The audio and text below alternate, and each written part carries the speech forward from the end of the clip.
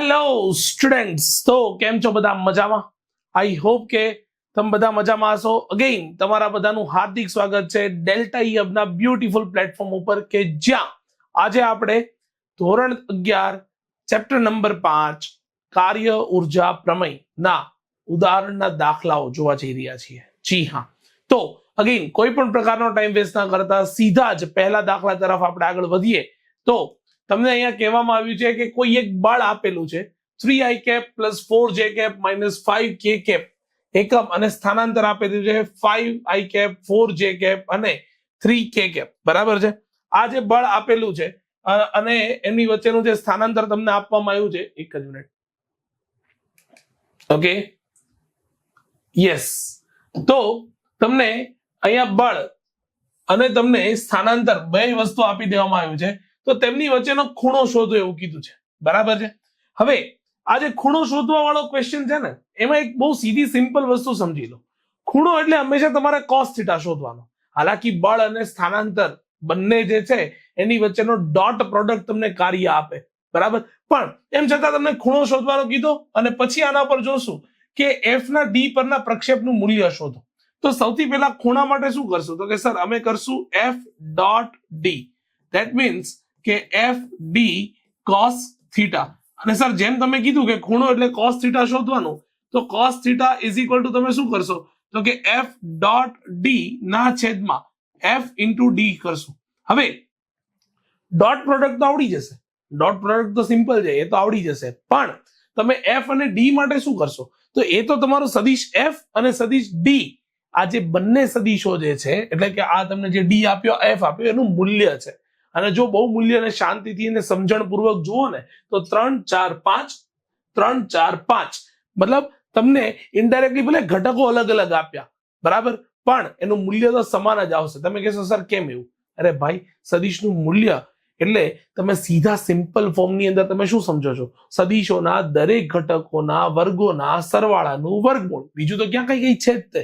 હા, સદિશોના દરેક ઘટકોના વર્ગોના સરવાળાનું વર્ગમૂળ, એ જ તમારી પાસે સીધી સિમ્પલ ફોર્મની અંદર એ તો ફોર્મ્યુલા છે. તો તમે અહીંયા સીધી સિમ્પલ રીતે એક વસ્તુ સમજી લો કે તમારે જ્યારે મૂલ્ય શોધવું છે, તો મૂલ્ય ઓફ બળ ઇઝ ઇક્વલ ટુ મૂલ્ય of D is equal two, બરાબર, તમારા દરેક ઘટકો એટલે 3 નો વર્ગ વત્તા 4 નો વર્ગ વત્તા માઇનસ 5 નો વર્ગ. માઇનસ નો વર્ગ આવી જાય તો ધન જ થાય. બરાબર?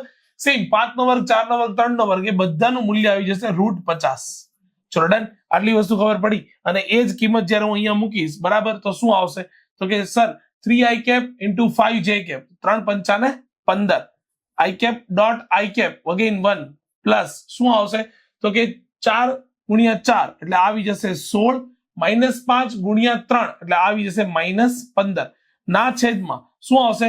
√50 ઇન્ટુ √50. અહીંયા √50 એટલે એ આવશે તમારો પાસે f, અને અહીંયા આવશે અગેન √50 એટલે એ આવી જશે તમારી પાસે ડી. તો ઓબ્વિયસ છે ને, 15 થી 15 કેન્સલ થઈ જશે, તો આવી જશે 16 ના છેદમાં 50, કે જે તમને મળી જવાનો છે 0.32. બરાબર? તમે કહેશો કે સર ગોખીને આયા? ના, સીધી સિમ્પલ વસ્તુ છે ભાઈ. બરાબર? Calculation is up to you. અને બાકી સીધા સિમ્પલ રીતે એક વસ્તુ સમજી લો કે આ તો આટલી વસ્તુ ગણતરી આવડે. હવે તમે વિચારો કે સર cos થીટા આપણને આટલો મળ્યો, તો હવે તો કઈ ટેન્શન નહીં ને, theta is equal two cos inverse કરી દઈશ, હે ને? પણ એવું નહીં થાય, કારણ કે તમને એવું નોલેજ હોવું જોઈએ કે તમને જે લોગેરિથમિક ટેબલ આપવામાં આવે છે એમાં ક્યારેય cos, નેચરલ cos છે જ નહીં. તો cos ને તમારે sin ની અંદર કન્વર્ટ કરવાનું. તો કે સર એવું બધું ન આવડે. અરે ભાઈ, આવડવું પડે. એ સીધું સિમ્પલ છે. cos theta is equal to શું આવે? sin, એટલે sin 90 માઇનસ થીટા એટલે cos થીટા થઈ જાય. તો તમારે આમાં ક્યાં કઈ રોકેટ સાયન્સ છે? cos થીટા ને બદલે તમારે એક વસ્તુ તો અહીંયા તમારે એક વસ્તુ તો કરવાની છે. cos થીટા ને બદલે તમે શું કરશો? તો કે એના માટે અમે કરશું sin ઓફ શું? તો કે 90 minus theta is equal to શું આવશે? 0.32.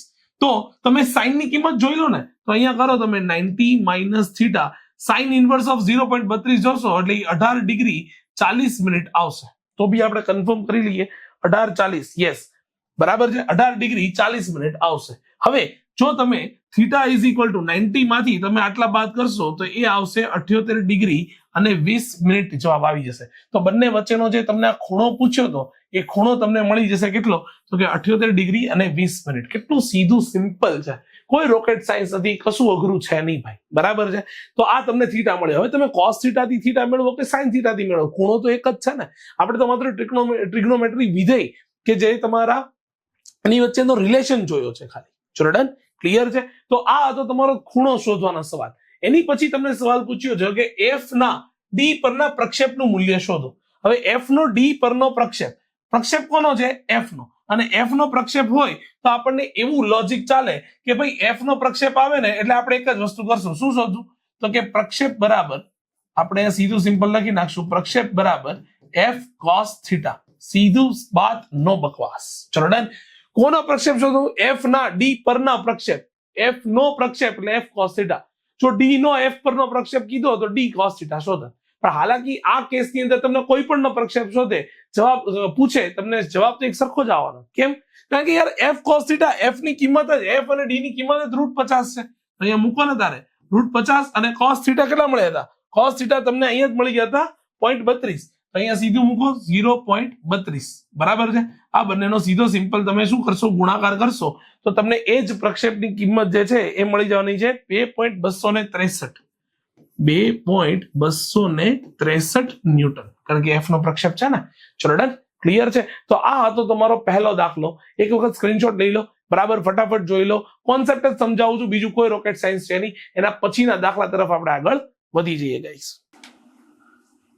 ઓકે, તો એના પછીના દાખલા તરફ આપણે આગળ વધીએ તો આપણે જાણીએ છીએ કે વરસાદનું એક ટીપું નીચે તરફ આગતા ગુરુત્વાકર્ષણ બળ અને વિરુદ્ધ દિશામાં લાગતા અવરોધક બળની અસર હેઠળ પડે છે. ઓબ્વિયસ વસ્તુ છે, હવાનો અવરોધક બળ એ લાગે છે કે જે ઉપરની બાજુ લાગે અને વરસાદ નીચેની બાજુ આવે છે તો ગુરુત્વાકર્ષણ બળને કારણે લાગતું હશે, બરાબર છે. અવરોધક બળ એ ટીપાની ઝડપના સમપ્રમાણમાં હોય છે, જે સામાન્ય રીતે જાણી શકાતું નથી. ઓકે, કોઈ વાંધો નહીં, ન જાણી શકાય તો તમને એવું કીધું કે 1 ગ્રામનું દળ, એટલે તમને અહીંયા સૌથી પહેલા એમ આપી દીધો, બરાબર છે. અને ટીપું 1 કિલોમીટરની ઊંચાઈ, એટલે તમને અહીંયા એચ આપી દીધું, બરાબર. અને જમીન પર પડે ત્યારે 50 મીટર પર સેકન્ડનો વેગ, એટલે આ તમને વી ફાઇનલ જે છે એ તમને આપી દીધી. સ્પર્શે છે તો ગુરુત્વાકર્ષણ બળ વડે કેટલું કાર્ય થતું હશે? હવે ભાઈ જો ગુરુત્વાકર્ષણ બળ વડે થતું કાર્ય પૂછે ને એ તમારા માટે એકદમ સહેલું થઈ જાય. કેમ? કારણ કે યાર સીધું સિમ્પલ છે ને, W = mgh, સીધા સૂત્રનો જ ઉપયોગ કરો. હા, કારણ કે તમે એવું કહેશો સર કાર્ય બરાબર બળ ગુણ્યા સ્થાનાંતર, તો બળ mg નીચેની બાજુ લાગે તો છે જ ને ભાઈ, બરાબર. તો ગુરુત્વાકર્ષણ બળ વડે થતું કાર્ય, તો એના માટે કાર્ય હું સીધું સિમ્પલ તમને ગણતરી કરીને આપું તો W = mgh. ચલ, દળ કેટલું? તો કે દળ 1 ગ્રામ. 1 ગ્રામ એટલે 10⁻³ ઇન્ટુ જી કેટલો? તો કે જી તમે સીધું સિમ્પલ અહીંયા 10 થઈ લો ને, અને એચ ઊંચાઈ કેટલી? તો કે 1 કિલોમીટર, એટલે 1 કિલોમીટર એટલે 10⁻³ મીટર. તો આ બંને નીકળી જાય તો સીધું સિમ્પલ 10 જૂલ જેટલું કાર્ય ગુરુત્વાકર્ષણ બળ વડે થયું હશે. ચલ, હા કે ના બોલી છે? આટલી વસ્તુ ખબર પડી કે નહીં? આટલી વસ્તુ સમજાણી કે નહીં સમજાતી? બહુ સીધું સિમ્પલ છે, બરાબર. ગુરુત્વાકર્ષણ બળ વડે આટલું કાર્ય થયું હશે. તો પહેલો સવાલનો જવાબ તો ઈઝી છે. હવે અજ્ઞાત અવરોધક બળ વડે કેટલું કાર્ય થયું હશે? સેમ ક્વેશ્ચન આપણે સ્વાધ્યાયમાં પણ ભણ્યા છીએ, પણ એમ છતાં તમે એક વસ્તુનો મને જવાબ આપો કે અહીંયા કેટલું કાર્ય. તો કાર્ય એ કેવી ભૌતિક રાશિ છે? તો કે કાર્ય એ અદિશ ભૌતિક રાશિ છે. અને અદિશ ભૌતિક રાશિ હોય તો આપણે કાર્ય ટોટલ કાર્ય કેટલું થાય? તો કે સર ગુરુત્વાકર્ષણ બળ વડે થતું કાર્ય થાય છે વત્તા અવરોધક બળ વડે થતું કાર્ય આર થાય છે, બરાબર. હવે આ કાર્ય, કુલ કાર્ય બરાબર W બરાબર ડેલ્ટા કે. તો આ થઈ જાય તમારી પાસે ડેલ્ટા કે = શું આવશે? તો કે WG પ્લસ શું આવશે? WR. અને WR ને સૂત્રનો કરતા બનાવો તો WR = શું આવશે? તો કે ડેલ્ટા કે માઇનસ WG. આ વસ્તુ આવી જશે. ચલો ડન. હવે આમાં બધી જ વસ્તુ ડેલ્ટા કે શોધવાની જ છે તારે. તો ડેલ્ટા કે માટે ક્યાં બહુ મોટું રોકેટ સાયન્સ છે? બોલ જરા, શું કરશું? તો કે સર ડેલ્ટા કે માટે તો મને આવડે. ડેલ્ટા કે = શું આવશે? Final minus initial. તો હવે ઇનિશિયલી જયારે વરસાદનું ટીપું પડ્યું હશે તો શું ભગવાન ઉપરથી આવીને ધક્કો મારવા ગયા આવ્યા હશે? ના, તો ફ્રી ફોલ જ થતું હશે, મુક્ત પતન. અને મુક્ત પતન જ્યારે થતું હોય તો તમને એવી બુદ્ધિ ચાલવી જોઈએ કે અહીંયા તમારી ઇનિશિયલ વેલોસિટી વિલ બીકમ 0. અને જો ઇનિશિયલ વેલોસિટી તમારી 0 આવે તો આ ટર્મ તો નીકળી ગઈ. તો અહીંયા તમારે શું કરશું? તો કે સર એના માટે હવે ખબર 1/2 m vf નો સ્ક્વેર. તો લો સીધી સિમ્પલ બાત 1/2 m દળ કેટલું? તો કે 1 ગ્રામ એટલે 10⁻³ ઇન્ટુ vf કેટલો? તો કે એ આવી જશે તમારી પાસે 50 નો વર્ગ. 50 નો વર્ગ 2500, 2500 ભાગ્યા 2 2500 ભાગ્યા 2 એટલે 1250 અને 1250 ના ભાગ્યા 10 to power minus 3 1000 એટલે એ આવી જશે તમારી પાસે 1.25 1250 હતું ને 0 લખો તો બી વાંધો નહીં જૂલ. ચલો ડન. તો બસ ખાલી કિંમત મૂકીને આન્સર લાવો. બોલ ડેલ્ટા કે કેટલા? તો કે એ આવી જશે 1.250 માઇનસ WG કેટલા? તો કે એ આવી જશે 10. તો તમારી પાસે સીધો સિમ્પલ આનો જે આન્સર આવવાનો છે એ આન્સર આવી જશે માઇનસ 8.75 જૂલ જેટલો આન્સર આવી જશે. લો કેટલું ઈઝી છે, કેટલું ઈઝી છે. ખાલી તમારા કોન્સેપ્ટ સમજાવવા જોઈએ. એક વખત તમારા કોન્સેપ્ટ સમજાય બરાબર પછી આમાં કાંઈ અઘરું નથી. ગુરુત્વાકર્ષણ બળ વડે mgh, બાકી તો તમારી પાસે કાર્ય અદિશ છે.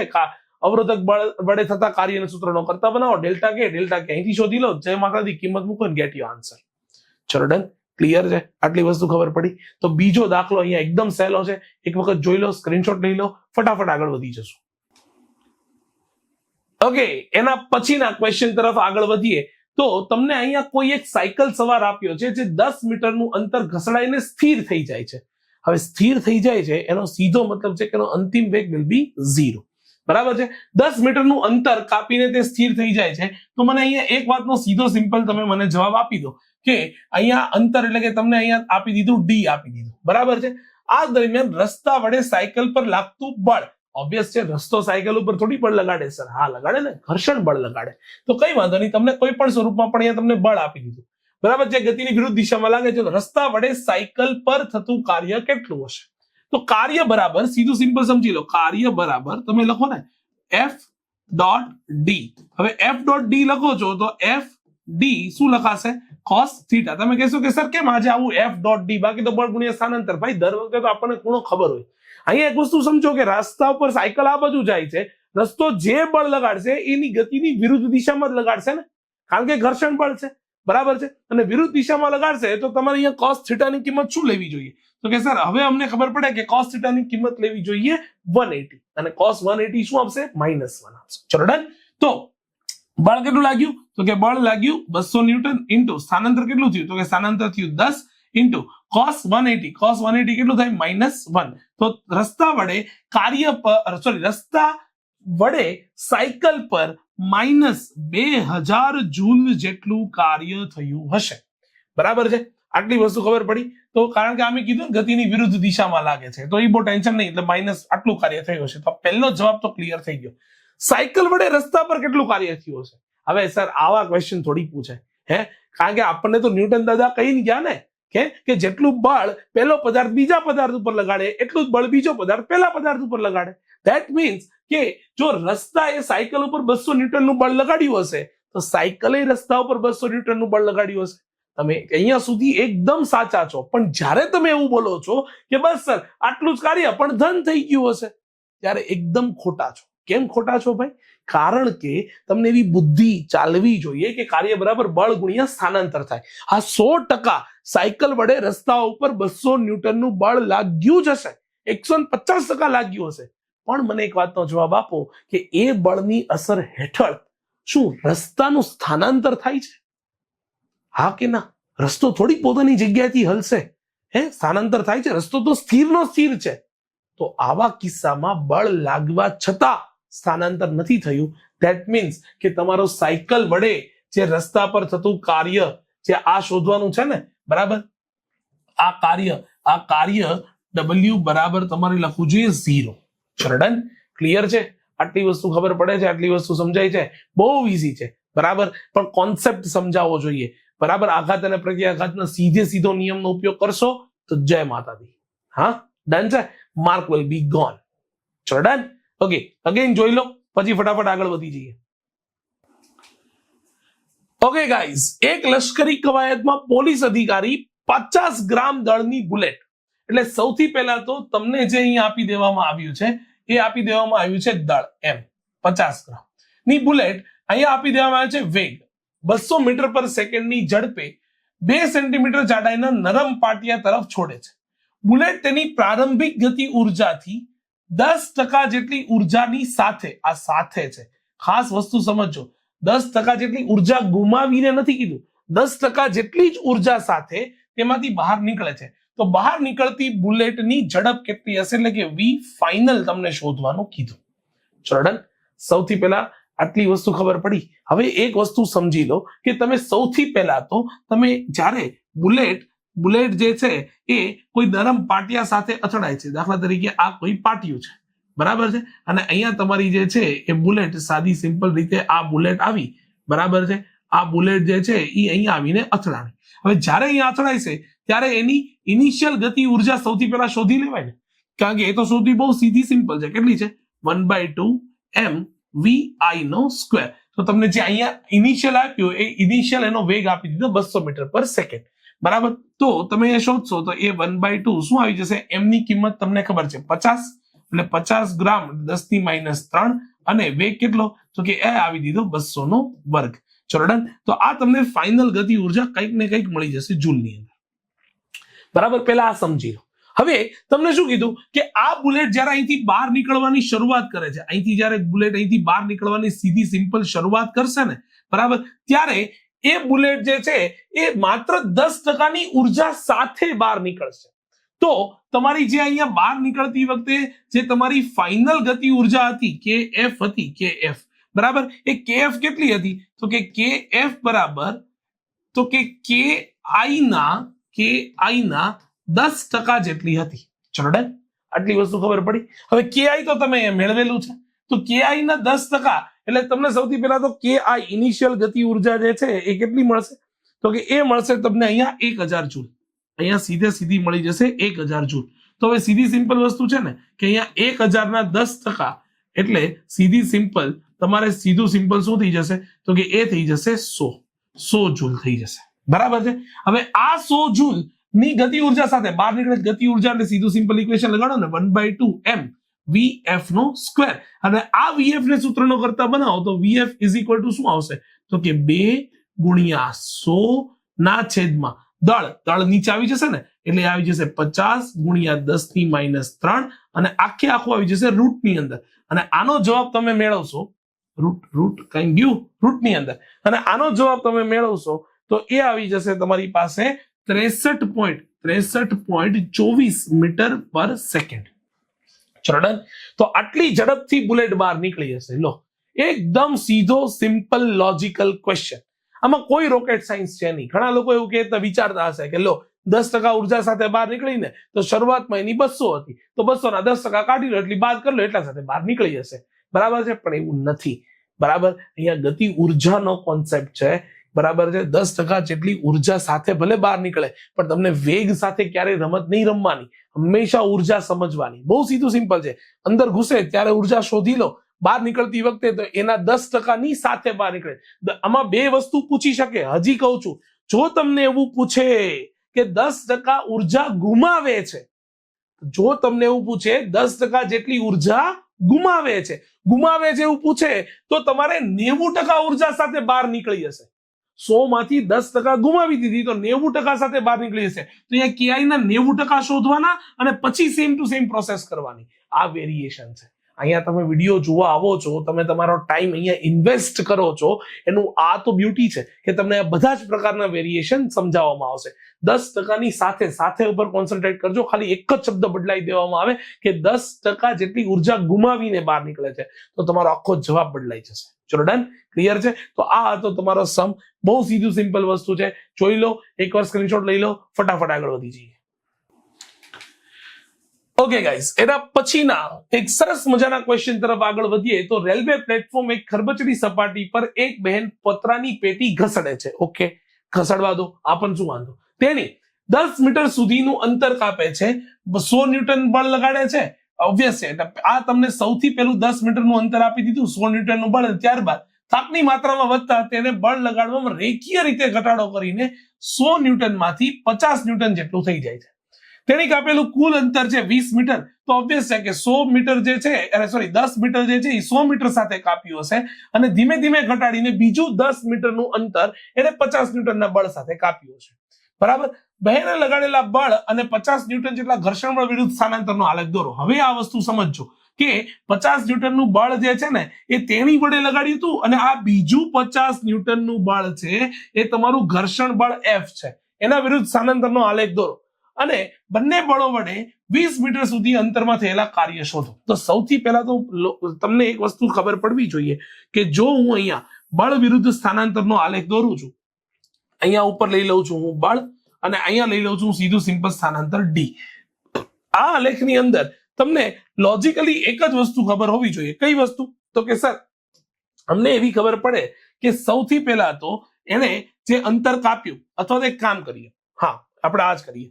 તો પહેલું 10 મીટર સુધી અંતર કાપ્યું ત્યારે એનું બળ કેટલું હતું? તો કે ત્યારે બળ હતું 100 ન્યૂટન. એટલે આપણે અહીંયા એક કામ કરીએ, અહીંયા આપણે 50 ન્યૂટનનો એક ગાળો લઈ લઈએ, અહીંયા આપણે 100 ન્યૂટનનો એક ગાળો લઈ લઈએ. તો ત્યારે એનું બળ હતું 100 ન્યૂટન. ડન છે. અને બીજું જે એને 10 ને બીજું અહીંયા 20 મીટરનું અંતર કાપ્યું ને ત્યારે એનું બળ રેખીય રીતે ઘટીને 50 ન્યૂટન સુધી આવ્યું. એટલે આ બળ આ રીતે ઘટીને 50 ન્યૂટન સુધી આવ્યું અને ફાઇનલી એને અહીંયા પોતાની ગતિ પૂર્ણ કરી. ચલો ડન, ક્લિયર છે? આટલી વસ્તુ ખબર પડી. હવે આ થઈ ગયું કોનું કાર્ય? તો કે આ તેણી એટલે કે જે લેડી હતી ને, બરાબર, રેલવે એક બહેન, આ થઈ ગયું કાર્ય બહેનનું. બહેન એટલે આ કયું થઈ ગયું? તો કે બાહ્ય બળ વડે થતું કાર્ય થઈ ગયું. અને હવે મારે આ ઘર્ષણ બળ વડે થતું સ્થાનાંતર શોધવું છે. એક વાત તો સીધો સિમ્પલ જવાબ આપી દો, બરાબર, કે ઘર્ષણ બળ વડે હંમેશા બળ સ્થાનાંતરની વિરુદ્ધ દિશામાં જ લાગતું હોય. હા કે ના? ઘર્ષણ બળ હંમેશા જે દિશામાં સ્થાનાંતર થતું હોય એની વિરુદ્ધ દિશામાં જ લાગતું હોય. અને જો આ વસ્તુ સાચી છે, જો આ વસ્તુ તમને ખબર પડે છે, તો તમારું જે આ બળ જે છે એને તમે ધન ગણ્યું, તો એની સાપેક્ષે ઘર્ષણ બળને મારે શું ગણવું જોઈએ? તો કે ઘર્ષણ બળને મારે ગણવું જોઈએ ઋણ. અને જો હું એને ઋણ ગણું તો મારે -50 ન્યૂટનનું બળ અહીંયા દર્શાવવું જોઈએ.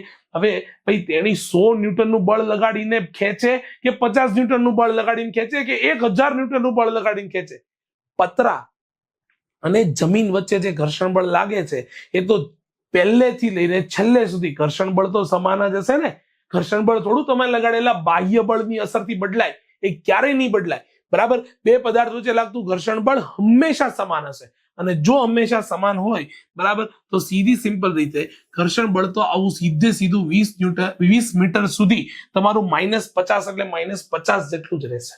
પેલા તો આલેખ સમજાવવો જોઈએ. એક વખત આલેખ સમજાઈ ગયો ને ભાઈ, બરાબર, પછી તો હું તમને ચુટકીઓની અંદર હું તમને સમજાવી દઈશ. આ આલેખ ખબર પડવી જોઈએ, બરાબર, કે પેલા 100 ન્યૂટનનું બળ 10 મીટર સુધી અને પછી ગ્રેજ્યુઅલી. કેમ? કારણ કે એને કીધું ને કે આ રેખીય રીતે ઘટાડીને 50 ન્યૂટન સુધી પહોંચે.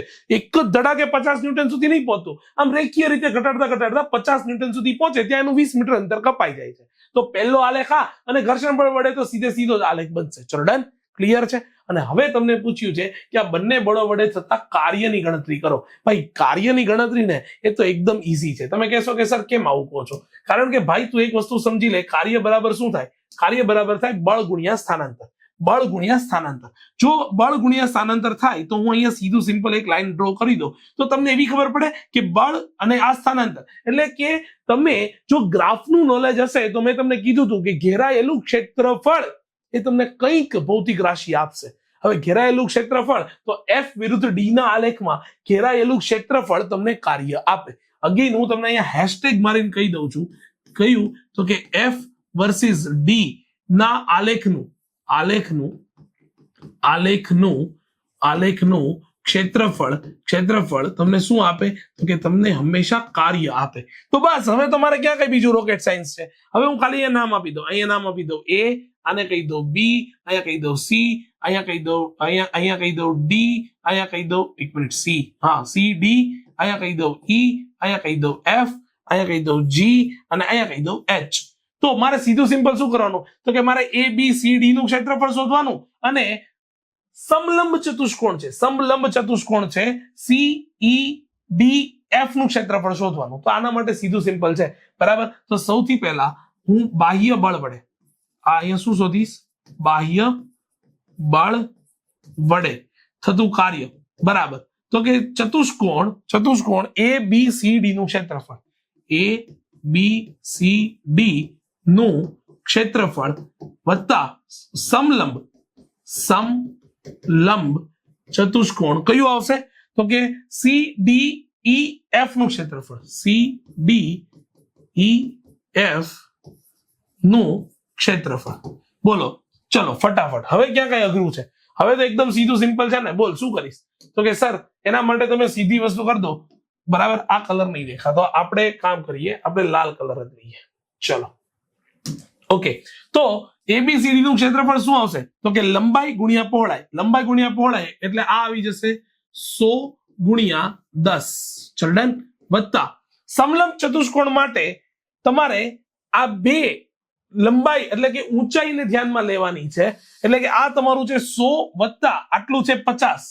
આ થઈ જશે તમારી પાસે 100 વત્તા 50 અને એને ગુણ્યા શું લેવાનું છે? તો કે આટલું અંતર એટલે 20 માંથી 10 જાય એટલે આ તમારે લેવાનું છે 10. જે લોકોને ના ખબર પડતી હોય એ આ વસ્તુ જોઈ લો, બરાબર છે.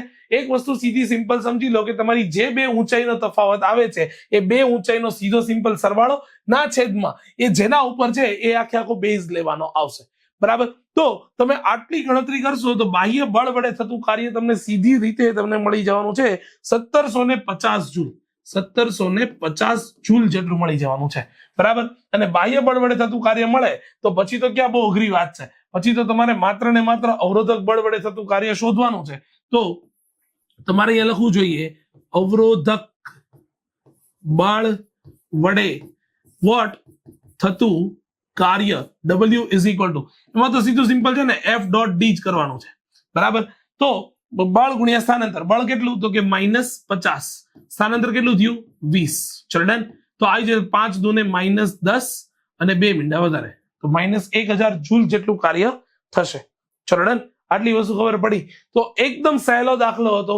જો તમને ગ્રાફ દોરતા આવડી જાય તો એમાં બીજું કોઈ રોકેટ સાયન્સ તમારે એમાં લગાડવાનું નથી. ફરી વાર કહું છું, એક વખત જોઈ લો, બરાબર છે, નોટ ડાઉન કરી લો, પછી ફટાફટ આપણે આગળ વધી જઈએ ગાઈસ. ચલો ફટાફટ નોટ ડાઉન કરી લો પછી આગળ વધીએ. ઓકે ગાઈસ, તો એના પછીના દાખલા તરફ આપણે આગળ વધીએ. તો એમાં તમને કહેવામાં આવ્યું છે કે એક સમતલ સપાટી પર VI એટલે કે ઇનિશિયલ ઝડપ તમને આપી દેવામાં આવી છે કે 2 મીટર પર સેકન્ડની ઝડપથી ગતિ કરતો કોઈ એક કણ 1 કિલોગ્રામ દળનો કોઈ એક બ્લોક ખરબચડા પટ્ટા પર પ્રવેશે છે અને એ પટ્ટો જે છે એ તમને અંતર આપી દેવામાં આવ્યું છે. કેટલું? તો કે 0.10 થી લઈને 2.01 મીટર સુધીનો છે. આ પટ્ટાની મર્યાદામાં બ્લોક પર લાગતું અવરોધક બળ જે તમને આપી દેવામાં આવ્યું છે, આખે આખું અવરોધક બળ આ રીતે -K/x જે છે એ આપી દેવામાં આવ્યું છે, બરાબર. આ K ની કિંમત તમને અગેન અલગથી આપી દેવામાં આવી છે 0.5 છે. તો પટ્ટા પર પસાર કર્યા પછી બ્લોકની અંતિમ ગતિ ઉર્જા અને ઝડપ શોધવાની કીધી છે. અંતિમ ગતિ ઉર્જા એટલે કે KF અને ઝડપ એટલે કે તમને VF શોધવાની કીધી છે. ચલો ડન. ખબર પડે છે કે સર આમ તો કઈ ખબર ના પડી પણ તમે કઈ સમજાવો તો કઈ ખબર પડે એમ, બરાબર ને? જો આ બધું જ ભૂલી જાઓ, એક સીધી સિમ્પલ વસ્તુ સમજો કે કોઈ એક બ્લોક જે છે એનું દળ તમને આપી દીધું છે, કેટલું? 1 કિલોગ્રામ દળ આપી દીધું છે, બરાબર. અને તમને આ જે આપ્યું ને એ તમારી પ્રારંભિક ઝડપ આપી દીધી VI. એટલી ઝડપે કોઈ એક ખરબચડો પટ્ટો છે કે જેની લેન્થ તમને આપી દીધી છે 0.10 મીટર થી લઈને 2.01 મીટર સુધીની છે. હવે એની અંદર પ્રવેશે છે. પ્રવેશતી વખતે એનો વેગ આપી દીધો 2 મીટર પર સેકન્ડ. જ્યારે એ આખો પટ્ટો ક્રોસ કરીને બહાર નીકળશે ત્યારે એનો અંતિમ વેગ અને ગતિ ઉર્જા પૂછી છે. અંતિમ વેગ મળે તો ગતિ ઉર્જા આરામથી મળે અથવા ગતિ ઉર્જા મળે તો અંતિમ વેગ આરામથી મળે. તમારે માત્ર એક જ વસ્તુ કરવાની છે. અંતિમ ગતિ ઉર્જા માટે પ્રારંભિક ગતિ ઉર્જા તો મળી જશે. કેવી રીતે મળશે? તો કે દળ અને વેગ બંને આપી દીધો તો બસ કાર્ય ઉર્જા પ્રમેયનો ઉપયોગ કરી લો. ખાલી કાર્ય ઉર્જા પ્રમેય એટલે કેવી રીતે? તો કે સર અમને એવી ખબર પડે કે W is equal to delta K. જો ભાઈ તને આટલી જ ખબર પડે ને તો બસ બીજું કોઈ ટેન્શન લેવાની જરૂર નથી. કેમ? કારણ કે તું સીધી સિમ્પલ રીતે વિચાર કર, ડેલ્ટા K એટલે થાય તે તમારી ફાઇનલ KF માઇનસ KI. અને લોજિકલી જો તમારે અંતિમ ગતિ ઉર્જા મેળવી હોય તો KF ને સૂત્રનો કરતા બનાવી દે આમાંથી, તો આ તમારી પાસે બની જશે KF is equal two W plus K into I. આને આપણે અલગ રીતે લખીએ કે KI પ્લસ W. તો W ઇઝ ઇક્વલ ટુ શું લખી શકાય? પણ તમે કહેશો કે સર આપણે કાર્ય ક્યાં શોધવાનું? ભાઈ કાર્ય શોધવાનું ને, કાર્ય બરાબર થાય બળ ગુણ્યા સ્થાનાંતર. અને તમને અહીંયા બળ અલગ રીતે આપી દેવામાં આવ્યું છે. સ્થાનાંતર ક્યાંથી ક્યાં સુધી લેવું એ આપણે નક્કી જ છે ને. કયું? 0.10 થી લઈને 2.01 સુધીનું તમારે સ્થાનાંતર લેવાનું છે. તો લોજિકલી તમને જે અહીંયા આ 0.10 આપ્યું ને એ તમારું xi થઈ ગયું અને આ તમારું શું થઈ ગયું તો કે xf થઈ ગયું.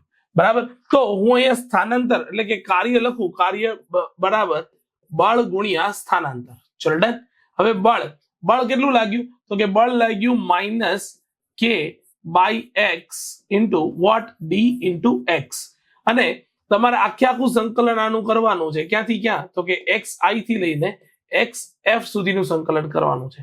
-k અચળ છે બહાર આવી જાય, ઇન્ટિગ્રેશન xi થી લઈને xf બરાબર 1/x dx. ભાઈ 1/x dx નું સંકલન શું થાય? 1/x dx નું સંકલન થઈ જાય log natural x. આ યાદ રહેવું જોઈએ. ખબર પડી? તો અહીંયા તમે સીધું સિમ્પલ લખી નાખો. અહીંયા શું લખશો તો કે -k અને અહીંયા 1/x નું લખશો log natural x. ક્યાંથી ક્યાં સુધી તો કે xi થી લઈને xf સુધી લખી નાખો. ચલો ડન. અને log natural x લખશો બરાબર છે. તો તમારે અહીંયા log natural final minus initial આવું લખવું જોઈએ. તો તમારી પાસે થઈ જશે -k. અહીંયા શું લખશો તો કે ln xf minus log natural xi. અને એવી બુદ્ધિ ચાલવી જોઈએ કે આ બંનેની બાદબાકી જે છે ને એ લાસ્ટમાં તમને શું આપશે તો કે ભાગાકાર આપશે. log natural શું આવશે xf/xi. ચલ, આટલી વસ્તુ જો તમને ખબર પડે ને તો તમને એક્ઝેક્ટ આ દાખલામાં પછી બીજું કોઈ રોકી શકવાનું નથી. ચલો ડન. ક્લિયર છે? તો ફાઇનલી તમારી પાસે એક ઇક્વેશન મળી ગયું કે અહીંયા શું લખશો તો કે હવે ખાલી કિંમતો જ મૂકવાની છે ભાઈ. હવે કોઈ બીજું કોઈ રોકેટ સાયન્સ નથી. kf બરાબર k ફાઇનલ બરાબર તમે મૂકશો w બરાબર તમને આખી વસ્તુ મળી -k log natural તમને xf/xi મળી ગયું. બરાબર છે. અને પછી શું મળ્યું તો કે ki અને plus initial kinetic energy ki મળી ગઈ. અહીંયા સુધી આઈ હોપ કે કોઈને તકલીફ પડે નહીં. log natural ને સિમ્પલ લોગમાં કન્વર્ટ કરશો તો તમારે અહીંયા લખવું પડશે -k. લોગમાં કન્વર્ટ કરશો એટલે 2.303 વડે ગુણવું પડે અને પછી લખાય log ઓફ વોટ xf ના છેદમાં xi અને વત્તા 1/2 m vi નો સ્ક્વેર તો હતો જ. ડન. હવે ખાલી ને ખાલી કિંમત મૂકી દે. ખાલી કિંમત મૂકી દે તો આ થઈ જશે શું આવશે તો કે આ થઈ જશે માઇનસ શું આવશે તો કે આ થઈ જશે k ની કિંમત કેટલી તો કે 0.5. તો આ થઈ જશે 0.5 ગુણ્યા 2.303 ઇન્ટુ log ઓફ શું લખવાનું xf. ફાઇનલ કેટલો તો કે ફાઇનલ છે મારી પાસે 2.01 ના છેદમાં શું આવશે તો કે આવશે 0.1. ચલ ડન. અને આખાને આખું વત્તા કરીને 1/2 દળ કેટલું 1 અને વર્ગ v નો વર્ગ કેટલો તો કે 2 નો વર્ગ 4. અહીંયા 2 નો વર્ગ. ચલો ડન. આટલી વસ્તુનું તમે સીધા સિમ્પલ ફોર્મમાં સાદુરૂપ આપશો. બરાબર છે. હા, લોગ ની કિંમત જે છે એ હું તમને જોઈને જ કહી દઉં. લોગ તમારે 20.2 નો લોગ લેવાનો આવશે કારણ કે આ આટલાનો જવાબ જે છે આપણે અલગથી લખી જ દઈએ ને ભાઈ. બરાબર. આટલાનો જવાબ જે છે એ તમને આવી જશે 20.1 અને log ઓફ ક્યાં લખી દઉં હા અહીંયા લખીએ. ચલો log ઓફ 20.1 આ તમને જવાબ હું તમને આપી દઉં. એ જવાબ આવી જશે 1.3032 અને આટલાનું સાદુરૂપ આપશો તો તમને ફાઇનલી કે f જે છે એ મળી જવાનું છે 0.5 જૂલ. આ તમને મળી જવાનું છે 0.5 જૂલ. હવે kf ઇઝ ટુ શું લખી શકાય તો કે આના બરાબર તમે લખી શકો kf બરાબર લખી શકો 1/2 m vf નો સ્ક્વેર. તો vf બરાબર શું થશે તો કે vf થશે 2 ગુણ્યા 0.5 ના છેદમાં દળ કેટલું આપી દીધું દળ તો એક જ આપ્યું ને 1 કિલોગ્રામ પાકું ને. હા, આ રહ્યું દળ તમને આપી દીધું 1 kg. તો અને આ આવી જશે રૂટની અંદર અને જો તમે આટલું કરશો તો vf ની ફાઇનલ કિંમત જે છે એ તમને મળી જશે 1 મીટર પર સેકન્ડ. ચલો ડન. ઓબ્વિયસ છે. બરાબર છે? આટલી વસ્તુ ખબર પડી, આટલી વસ્તુ સમજાણી, એકદમ ઈઝી છે. આમાં બીજું કોઈ રોકેટ સાયન્સ નથી. એકવાર જોઈ લો, બરાબર છે? ક્યાંય કપાતું નથી ને? ના ના, કપાણું જોઈ લઈએ. હા, આની કિંમત જે છે ને એ તમને આવી જશે 20.02. આ બાજુ કપાણું 20.02 શું 20.1. ચલો ડન. તો 1/2 mvi² પણ કપાતું હશે ને? અહીંયા જે છે એ મેં લખ્યું છે વત્તાની અંદર પ્લસ 1/2 mvi². ચલો ડન. આટલી વસ્તુ બરાબર છે. તો આ રીતે તમારે કેલ્ક્યુલેશન કરવાની છે ભાઈ, બરાબર? ખાલી અહીંયા જોઈ લો કે એમાં બીજું કોઈ વધારાનું મેં નથી લખ્યું. પ્લસ 1/2 mvi², આ લોગ લખ્યું છે જેની કિંમત મેં તમને અહીં આપી દીધી, બરાબર? આખું લોગ લેશો એટલે આ આવશે 20.1 ને 20.1 ની કિંમત તમને મળી જશે 3032. હજી અગેન અહીંયા જો ન દેખાતું હોય તો એ લખીને આપી દઈએ. લોગ ઓફ 20.1 ની કિંમત મળી જવાની છે 1.3032. ચલો ડન. આઈ હોપ કે બાકીની બધી જ વસ્તુ એકદમ ક્લિયર છે અને આ તમારો જવાબ જે છે એ આવી જવાનો છે 1 મીટર/સેકન્ડ. ચલો ડન. વીએફ ને માત્ર સૂત્રનો કરતા બનાવી દો. જય માતાજી, તમારો જવાબ ક્લિયર છે. તો આ રીતે આખો દાખલો ગણાય. એક વખત જોઈ લો પછી આગળના દાખલા તરફ આગળ વધી જઈએ ગાઈસ. ઓકે ગાઈસ, તો એના પછીના દાખલા તરફ આગળ વધીએ તો તમને એક બહુ જ ઇમ્પોર્ટન્ટ જે છે એ દાખલો અહીંયા કહેવામાં આવ્યો છે. દળ રહિત દોરી તમને એક આપી દેવામાં આવી છે, બરાબર છે?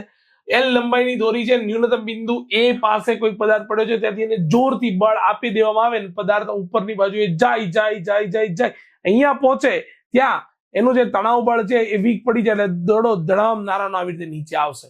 આવું કંઈક કિસ્સો આપેલો છે. તમે આખી રકમ વ્યવસ્થિત શાંતિથી વાંચો તો અહીંયાથી તમે કોઈ પદાર્થને અહીંયા જે નીચે લટકેલો છે અહીંથી પદાર્થને વેગ આપ્યો, વેગ આપીને પદાર્થ જેવો ઉપર જાય તો અહીંથી એનું તણાવ બળ અને જે છે એ ધીમું પડી જાય, તો જેને કે વીક થઈ જાય તો ગુરુત્વાકર્ષણ બળને કારણે સીધો નીચે પડશે, બરાબર?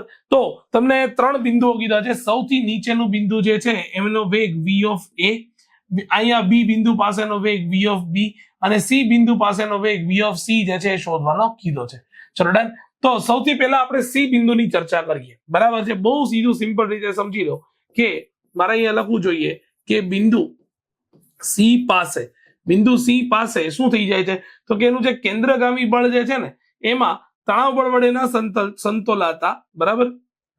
એ કોના વડે સંતોલાય છે તો કે નીચેની બાજુ ગુરુત્વાકર્ષણ બળ વડે સંતોલાય. કારણ કે તણાવ બળ હોત ને તો પદાર્થ આખો ફરીને પાછો આવ્યો હોત, પણ એવું નથી થતું. ચલો ડન, બરાબર છે?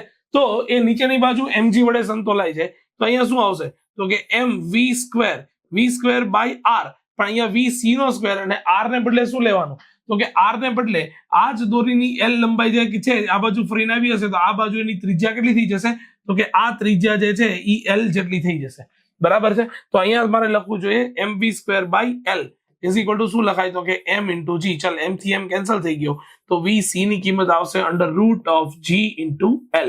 તો સૌથી પહેલા મને આ vc ની કિંમત મળી ગઈ, બરાબર? એ vc ની કિંમત શું મળી તો કે vc ની કિંમત મને મળી √2g અરે ખાલી g ઇન્ટુ l. ચલો ડન.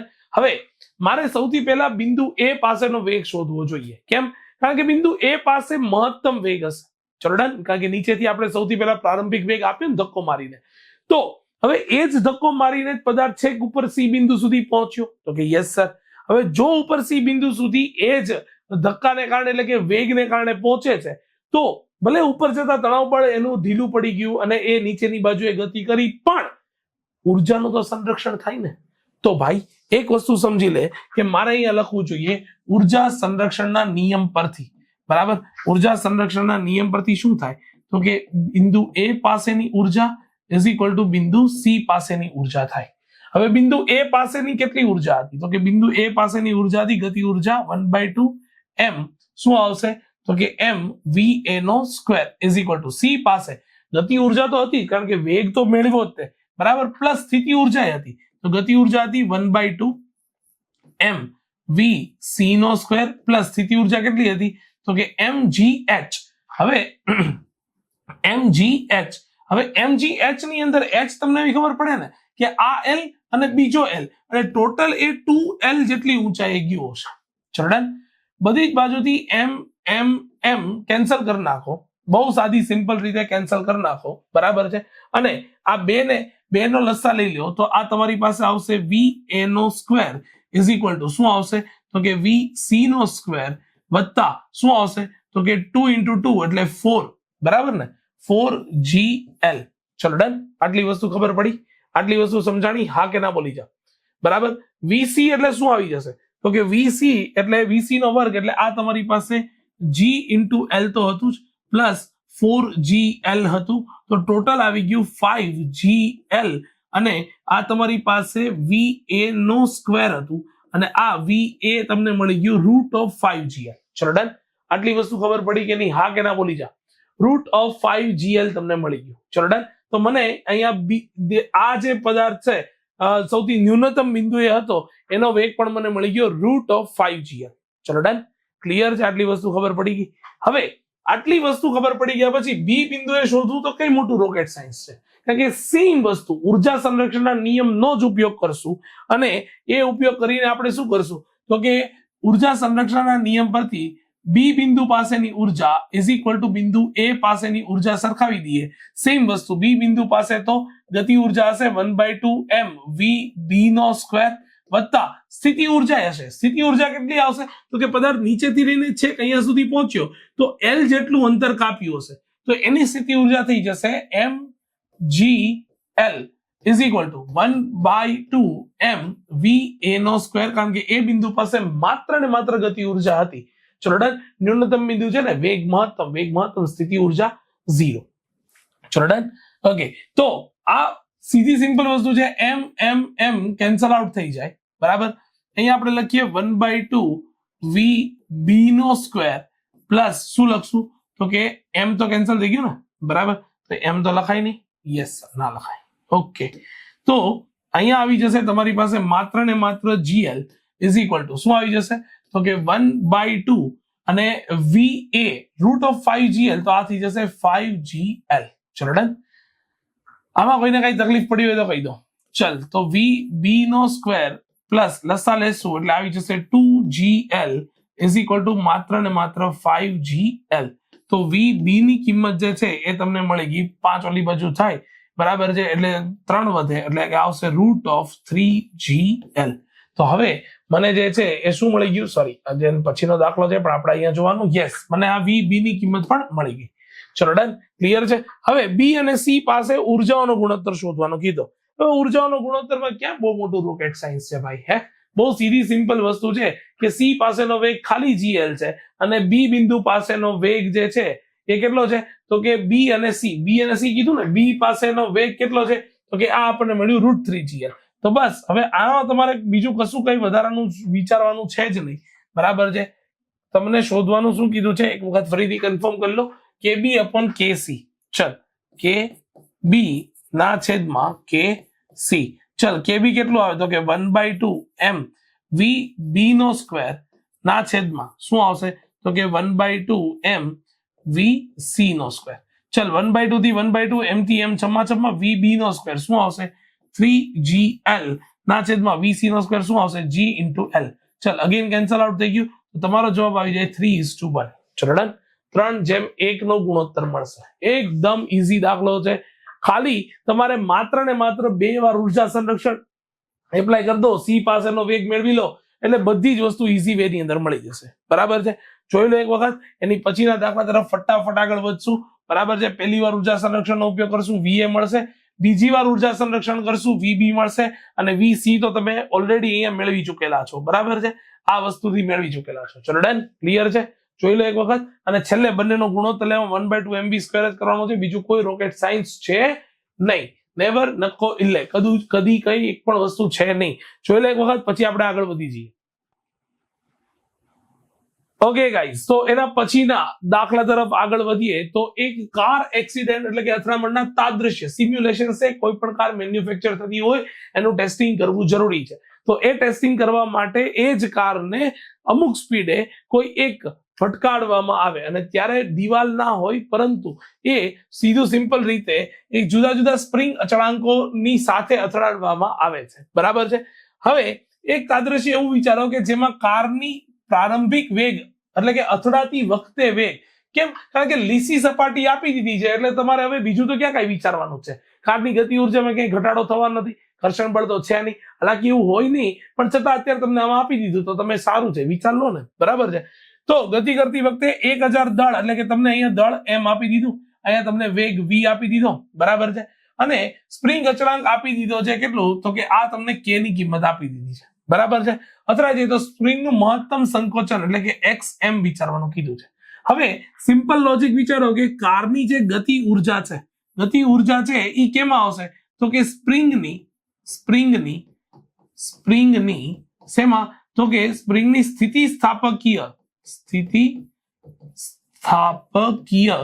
સ્થાપકીય ઉર્જાની અંદર રૂપાંતરણ થશે. હવે બંનેના સૂત્ર આપણને તો આવડે.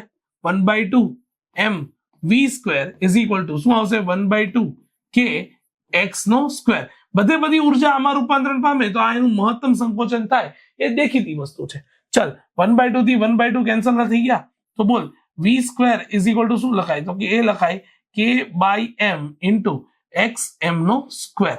અને v ઇઝ ઇક્વલ ટુ શું લખાય? તો કે v ઇઝ ઇક્વલ ટુ લખાય અંડર રૂટ ઓફ k/m. એક મિનિટ, આપણે xm ને સૂત્રનો કરતા બનાવી દઈએ ને, બરાબર છે. કારણ કે xm જ શોધવાનું છે તો આપણે એ જ સૂત્રનો કરતા બનાવીએ. આપણે શું કામ v ને સૂત્રનો કરતા બનાવો? તો લોજિકલી કે સાહેબ અમને હું ખબર, તમે કીધું તો આપણે કર્યું. તો લોજિકલી તમે સીધું xm લખો. xm ઇઝ ઇક્વલ ટુ શું આવશે? xm ઇઝ ઇક્વલ ટુ આવશે under root of m/k into v. ચલો ડન. વેગ આપી દીધો, ખાલી વેગને મીટર પર સેકન્ડ ની અંદર કન્વર્ટ કરવાનો છે. બીજું કોઈ રોકેટ સાયન્સ છે નહીં. અને બધાની કિંમત મૂકીને જવાબ લાવશો તો હા, હું તમને જવાબ 100% લખાઈ દઉં, બરાબર છે. તમારો જે જવાબ જે છે એ 18 જે કિલોમીટર પર અવર છે એને મીટર પર સેકન્ડમાં કન્વર્ટ કરી દો તો આ આવી જશે 1000 ના છેદમાં 5. સોરી, કે ની કિંમત કઈક અલગ આપી હશે ને. કે ની કિંમત તમને આપી છે 6.25. Thank you. અરે 6.25 ગુણ્યા 10⁻3, બરાબર છે. અને એને ગુણ્યા વેગ એટલે 5. આટલાની કિંમત મૂકીને જવાબ લાવશો તો ફાઇનલી તમારો આન્સર જે છે એ સ્પ્રિંગ આવી જશે 2 મીટર જેટલી દબાશે. ચલો ડન. ક્લિયર છે? આટલી વસ્તુ ખબર પડી? હા કે ના બોલી જા? ચલ, આટલી વસ્તુ સમજાવી જોઈએ. બહુ ઈઝી દાખલો છે, કશું છે નહીં, બરાબર. અને આટલો દાખલો થઈ જાય પછી આના ઉપરથી જે એક આગળનો દાખલો તમને કહેવામાં આવ્યો છે કે એનું ઘર્ષણાંકની કિંમત આપી દીધી, બરાબર છે, કે 0.5 મૂલ્ય હોય તો ઉદાહરણમાં તો હવે સ્પ્રિંગનું મહત્તમ સંકોચન ગણો. જો કેટલો દાખલો બદલાઈ જશે, કેટલી સોચ બદલાઈ જશે એ તમે જુઓ. ખાલી એક ઘર્ષણ બળ ઉમેરવાથી. એક લીસી સપાટી હતું તો સીધા વે ની અંદર દાખલો ગણાય છે, પરંતુ જ્યારે તમારાની અંદર ઘર્ષણ એડ થાય છે, બરાબર, તો તમને એવું લોજિકલી ખબર પડે કે સ્પ્રિંગ જે તમે કારને ગતિ ઉર્જા આપી એ તમારી ગતિ ઉર્જા 2 ભાગની અંદર ડિવાઈડ થશે. તમારી આખી ગતિ ઉર્જા જે છે એ ડિવાઈડ થઈ જશે. પહેલા એક તો સ્પ્રિંગમાં સંગ્રહ પામતી સ્થિતિ ઉર્જા અને વત્તા ઘર્ષણ બળને કારણે વપરાતી ઉર્જા. હવે ઘર્ષણ બળને કારણે ઉર્જા વપરાય એ આમ સમજમાં તો આવે, પણ લખું શું એ? ઘર્ષણ બળ વડે વપરાતી ઉર્જા એવું લખવાનું? તો કે ના, ઘર્ષણ બળ વડે જેટલું કાર્ય થાય એ કાર્ય ગોતી લો ને. ખબર પડે છે? ઘર્ષણ બળ વડે જેટલું કાર્ય થાય એ કાર્ય શોધી લો. તો કે કેમ સર કાર્ય? કાર્ય એ તો ઉર્જા છે, કાર્ય એ જ ઉર્જા હશે. તો તમારે અહીંયા વધારાનું કરીને શું લખવાનું કે W ઓફ ઘર્ષણ બળ રેઝિસ્ટિવ ફોર્સ એટલે R લખી દો, બરાબર. હવે જુઓ, ગતિ ઉર્જાનું સૂત્ર તમે અહીંયા સીધું લખી શકશો. શું લખશો? તો કે 1/2 mv નો સ્ક્વેર ઇઝ ઇક્વલ ટુ સ્થિતિ ઉર્જા જે સંગ્રહ પામે 1/2 k x નો સ્ક્વેર પ્લસ ઘર્ષણ બળ એટલે થાય બળ ગુણ્યા સ્થાનાંતર, બરાબર છે. હવે ઓબ્વિયસ છે કે આ બધી વસ્તુ મહત્તમ હશે એટલે અહીંયા xm આવશે, અહીંયા xm આવશે. ઘર્ષણ બળ માટે હું થોડુંક અહીંયા અલગથી તમને લખીને આપી દઉં કે જેથી કરીને હવે આપણે વારા ઘડીએ એકની એક વસ્તુ ના લખવી પડે. તો WR ઇઝ ઇક્વલ ટુ બળ એટલે ઘર્ષણ બળ ગુણ્યા સ્થાનાંતર xm. ઘર્ષણ બળ એટલે શું થાય? તો કે એ આવશે μs into n into xm. અને μs એટલે શું આવશે? તો કે mg થશે. mg એક મિનિટ, μs ઇન્ટુ n બરાબર લખવાનું ને. લોચા મત કરો સર. હે, ઊંઘ આવતી હોય તો સુઈ જવાનું, બાકી રાતે શૂટ કરવાનો મતલબ એવો નહીં સર, ગમે લખવાનું. ચલ, μs ઇન્ટુ શું લખવાનું? તો કે mg ઇન્ટુ xm. તો આ જ વસ્તુ હવે આપણે કાર્ય W ની જગ્યાએ આપણે લખી નાખશું, એટલે આના બદલે લખી નાખશું. તો જુઓ તો શું લખાય, 1/2 mv square is equal to 1/2 k x m નો સ્ક્વેર પ્લસ શું થઈ જશે, તો કે પ્લસ થઈ જશે તમારી પાસે mu s m g x into m. હવે પેલા તો m નહીં, m થી m છમ્મા છમ્મા નહીં કરવા, એનો માટે આપણે હજી એક વસ્તુ વિચારીએ. આપણે એક કામ કરીએ, એવું છમ્મા છમ્મા નહીં કરવા. જો અહીંયા m, ચલો ડન. હવે તમે મને એક વાતનો સીધો સિમ્પલ જવાબ આપી દો કે તમારી પાસે જે ઘર્ષણ બળ હતું, બરાબર, દળ કેટલું હતું, તો કે સૌથી પહેલા તો 2 તો ગુણાકારમાં લઈ જઈએ ને, 2 નો લસા લઈ લઈએ એટલે આવી જશે m v square is equal to ખાલી ને ખાલી k x m નો square plus 2 mu s m g x m બચ્યું. ચલો ડન. હવે બધાની કિંમત મૂકો. દળ તમને યાદ હોવું જોઈએ 1000 કિલોગ્રામ હતું. 1000 કિલોગ્રામ એટલે 10 ની 3 ઘાત લખશું, v નો સ્ક્વેર. હવે v નો સ્ક્વેર એટલે v કેટલો હતો, તો કે v હતો તમારી પાસે 5, એટલે આ આવી જશે એને ગુણ્યા 5 નો વર્ગ 25 ઇઝ ઇક્વલ ટુ આ હતું 6 પોઈન્ટ, આપણે જોઈ લઈએ ને, 6.25 ગુણ્યા 10 ની 3 એટલે આ આવી જશે 6.25 ગુણ્યા 10 ની 3 ગુણ્યા xm તો ખબર નથી એટલે xm નો સ્ક્વેર વત્તા 2 ગુણ્યા મ્યુએસ કેટલું આપી દીધું, તો કે એ આપી દીધું 0.5 ગુણ્યા દળ કેટલું આપ્યું 10 ની 3 ગુણ્યા g કેટલું આપ્યું 10 ગુણ્યા xm. આટલી વસ્તુ શોધવાની છે. આ બધામાં ખાલી xm જ શોધવાનું છે. આવું કેમ લખ્યું સર? આમ તો તમે સાદું રૂપ આપતા નહીં ને, પણ તમારા માટે જોઈ લો. ખાલી 10 ની 3 10 ની 3 10 ની 3 કોમન કાઢીને કેન્સલ આઉટ કરી દો. ચલો ડન. આટલી વસ્તુ ખબર પડી. તો હવે ખાલી xm ને સૂત્રનો કરતા બનાવશું ને, બરાબર, તો આ આવી જશે તમારી પાસે 6.25 xm નો સ્ક્વેર, બરાબર છે, વત્તા ચલ હવે આ 5 ના છેદમાં 10 અને એ 10 કેન્સલ થઈ ગયા અને 5 દુ 10 આવી ગયા એટલે આ આવી જશે 10 xm માઇનસ ઓલી બાજુ જશે એટલે 25 ઇઝ ઇક્વલ ટુ 0. જુઓ તો આ જવાબ આવે છે.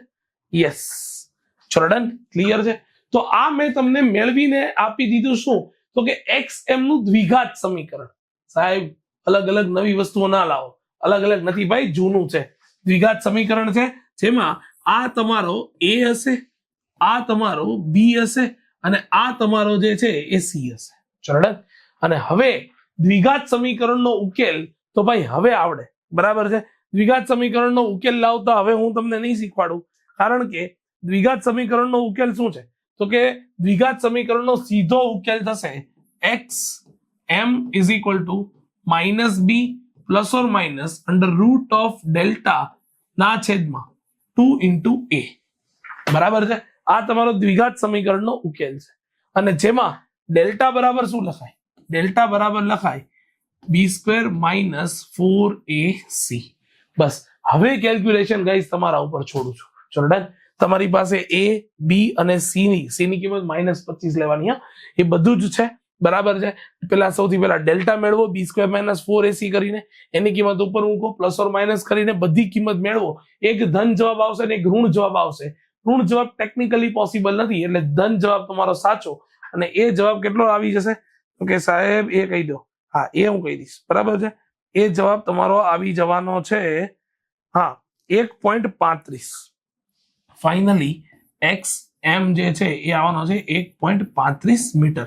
અને ઋણ જવાબ કહી દઉં કે જે શક્ય નથી એ આવી જવાનો છે -2 પોઈન્ટ સમથિંગ છે, તો બી કહી દઉં. હા, 2.95. Yes, 2.95 metre. આ શક્ય નથી એટલે તમારો આ જવાબ સાચો આવશે. ચલો ડન. આ રીતે દાખલો ગણવાનો છે. જો કેલ્ક્યુલેશન જ છે, બીજું કશું છે નહીં, રોકેટ સાયન્સ છે નહીં, બરાબર. થોડી ઘણી કિંમત મૂકો, તમારું બેઝિક્સ ઓફ મેથ્સ એપ્લાય કરો, જવાબ તમારા હાથમાં છે. ચલો ડન. ક્લિયર છે. જોઈ લો એક વખત, સ્ક્રીનશોટ લેવો હોય તો લઈ લો, બાકી નોટ્સ બનાવતા રહો. આપણે એના પછીના દાખલા તરફ આગળ વધીએ. Yes, okay. તો એના પછીના આપણે દાખલા તરફ આગળ વધીએ તો તમને શું કહેવામાં આવ્યું છે, તો કે મહત્તમ 18 કિલોગ્રામ દળ, એટલે એક તો તમને અહીંયા 1 m આપ્યું, બરાબર છે. આખું 1800 kg દળ સહન કરી શકે તેવી લિફ્ટ આ v જેટલા અચળ વેગ, અચળ વિશે અંડરલાઈન કરજો, અચળ વેગથી ઉપરની તરફ જઈ રહી છે, વિરુદ્ધ દિશામાં લાગતું ઘર્ષણ બળ. ઓકે, અગેન એફ આપી દીધું, બરાબર છે. એ તો લિફ્ટને કેટલો લઘુત્તમ પાવર પૂરો પાડવો જોઈએ અને એ પાવર જે છે એ હોર્સ પાવરમાં મેળવવો એવું કીધું છે. તો સૌથી પહેલા લાગતા બળની ગણતરી કરી લઈએ. બળ કેટલું લાગશે? તો કે એક તો mg જેટલું બળ લાગશે અને નીચેની બાજુએ જ લાગશે ને mg જેટલું, અને લિફ્ટ જાય જ ઉપરની બાજુએ, તો ઘર્ષણ બળ પણ નીચેની બાજુએ જ લાગશે, અને કેટલું? તો કે f જેટલું. ચલ, દળ કેટલું આપ્યું? તો કે એ આપ્યું 1800 ગુણ્યા g, એટલે ટોટલ આવશે અહીંયા 18000, અને વત્તા f ની કિંમત કેટલી આપી? તો કે 4000, એટલે આ આવી જશે 4000. તો 18000 વત્તા 4000 એટલે આ આવી જશે ટોટલ કેટલું? તો કે 22000 ન્યૂટનનું બળ લાગશે. હવે ભાઈ લિફ્ટ ઉપરની બાજુએ 2 મીટર પર સેકન્ડની અચળ ઝડપે જાય છે, બરાબર છે.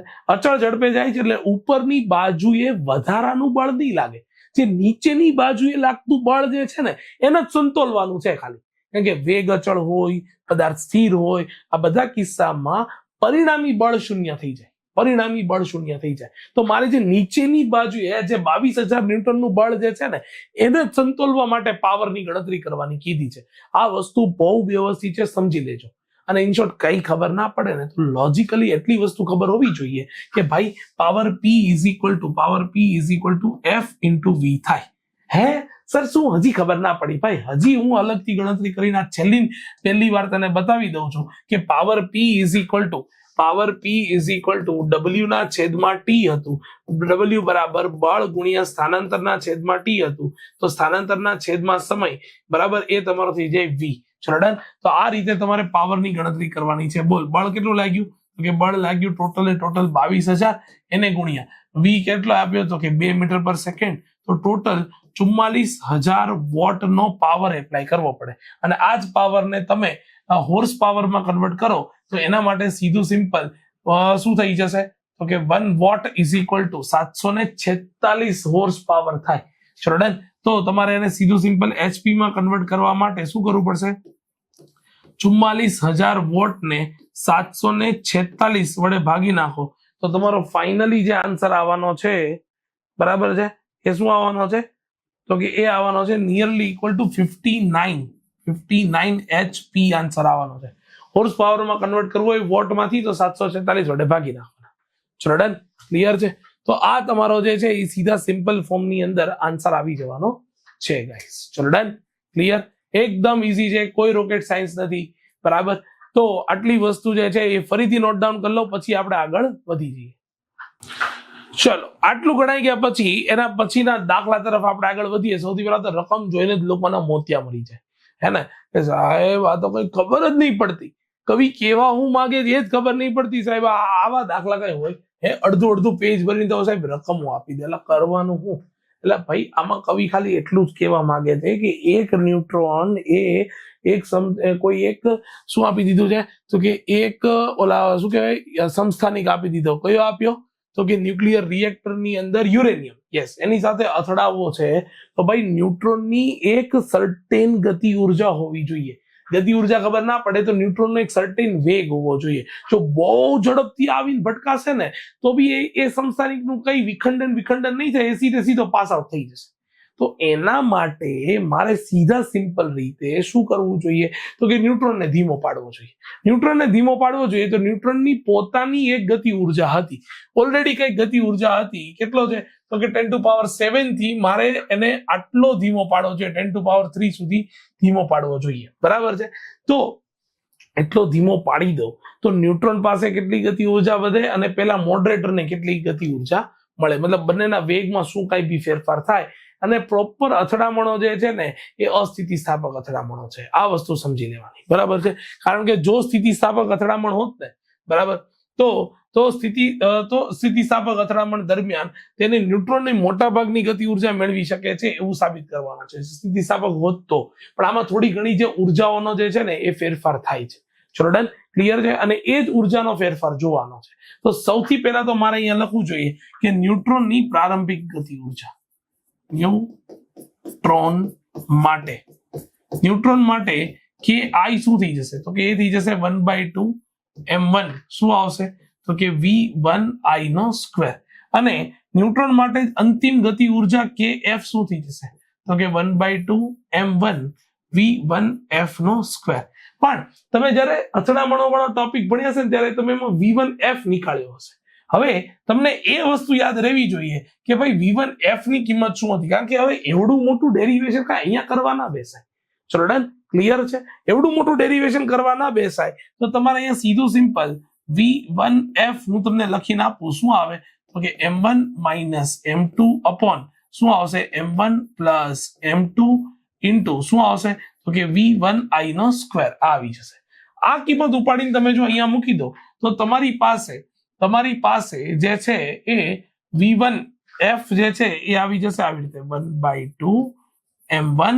હવે શું આવશે તો કે આખા કૌંસમાં m1 માઇનસ m2 અને છેદમાં યસ m1 પ્લસ m2 નો હોલ સ્ક્વેર, બરાબર, અને અહીંયા આવી જશે v1i નો સ્ક્વેર. હવે જો તમારે એમાં કેટલો ફેરફાર થયો, ગતિ ઉર્જામાં ફેરફાર કેટલો થયો, કેટલામાં ભાગનો ફેરફાર થયો આવું જોવું હોય, બરાબર છે, તો પ્રારંભિક એટલે અંતિમના છેદમાં પ્રારંભિક એવું લેવું જોઈએ. ચલો ડન. તો ન્યુટ્રોન માટે આપણે સીધા સિમ્પલ રીતે શું કરશું તો કે સૌથી પહેલા ગતિ ઉર્જાનો કેટલામો અંશ ન્યુટ્રોન પાસે પડ્યો રહ્યો, કેટલામો ભાગ પડ્યો રહ્યો, કેટલામો ફ્રિક્શન ઓફ પાર્ટ એમાં પડ્યો રહ્યો, તેની માટે સૌથી પહેલા f1 ફાઇન્ડ આઉટ કરશું. હવે f1 ઇઝ ઇક્વલ ટુ શું લખાય તો કે એની માટે લખાય કે f ના છેદમાં ki. હવે 1/2 જોઈ લો, m1 v1i સ્ક્વેર એટલું તો કેન્સલ આઉટ થઈ ગયું. તો ખાલી f1 નો kf નો આટલો ભાગ જે છે ને એ તમને ફ્રિક્શન ના ભાગમાં મળ્યો. તો તમારો આનો જવાબ આવી જવાનો છે કેટલું તો કે m1 માઇનસ m2 નો સ્ક્વેર ના છેદમાં શું લખાય m1 પ્લસ m2 નો સ્ક્વેર. આટલું મળ્યું, બરાબર. હવે જો ન્યુટ્રોન માટે આટલો ભાગ બચ્યો હોય તો ન્યુટ્રોન જેની સાથે અથડાય છે, બરાબર, એટલે કે જે મોડરેટિંગ ન્યુટ્રોન જે છે, બરાબર છે, એની પાસે કેટલું વધ્યું હશે, બરાબર. કારણ કે તમે ન્યુટ્રોનને ધીમા પડવું છે તો ન્યુક્લિયર રિએક્ટર્સમાં ન્યુટ્રોન ને આટલા ઝડપે એના સમસ્થાનિક સાથે આંતરક્રિયાની સંભાવના વધુ છે, બરાબર છે. તો સિમ્પલ લોજિકલી વિચારો કે એની પાસે કેટલો ભાગ પડ્યો રહ્યો હશે તો કે f2 બીજો ભાગ is equal two f1 plus f2 is equal two તો 1 થવાનું જ છે, બરાબર. તો f2 ઇઝ ઇક્વલ ટુ તમારે શું કરવું પડશે તો કે 1 માઇનસ f1 લખવું પડશે. ચલો ડન. કારણ કે બંનેના ભાગનો ટોટલ સરવાળો તો 100% થઈ જ જવાનો છે. ચલો ડન. તો f2 માટે તમે શું કરશો તો કે f2 કે જે મોડરેટિંગ ન્યુક્લિયસ પાસે બચેલો ભાગ જે છે એની પહેલા ગણતરી કરી લઈએ. આ કોનો ભાગ હતો તો કે આ ભાગ તમને મળ્યો ન્યુટ્રોન પાસે બચેલો ભાગ, બરાબર. હવે એકમાંથી બાદ કરશું તો મોડરેટિંગ બાકીનો ભાગ જે છે એ કોને મળી જવાનો છે તો કે બાકીનો ભાગ જે છે એ મોડરેટિંગ ન્યુક્લિયસને મળી જવાનો છે. તો મોડરેટિંગ ન્યુક્લિયસને મળતો ભાગ 1 minus f1 is equal two 1 minus શું લખીશ તો કે m1 માઇનસ m2 નો સ્ક્વેર ના છેદમાં m1 પ્લસ m2 નો સ્ક્વેર. ચાલ, લસા લેતા આવડશે કે નહીં આવડે? લસા લેતા આવડતું હોય તો તમારે સીધું સિમ્પલ રીતે માત્ર ને માત્ર શું કરવાનું છે તો કે માત્ર ને માત્ર આનો લસા અહીંયા લેવાનો છે.